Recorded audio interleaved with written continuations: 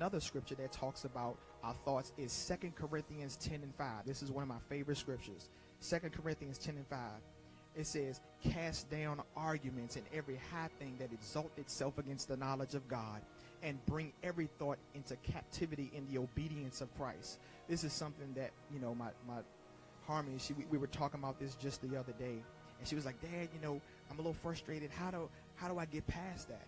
And I said, baby, that every thought that exalts itself against the knowledge of God, you have to bring it into captivity in the obedience of Christ.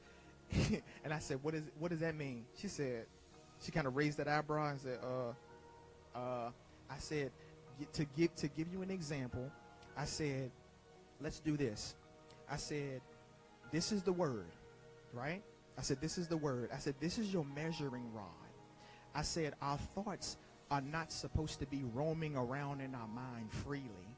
As a believer, you have to teach those thoughts to obey this. I said, now what that looks like is a thought that comes out of your head, you do this.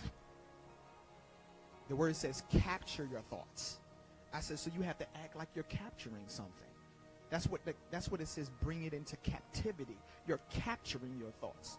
And once you capture your thoughts, if this is the word, this is what it looks like. You grab a hold of that thought and you hold it and you bring it to the word.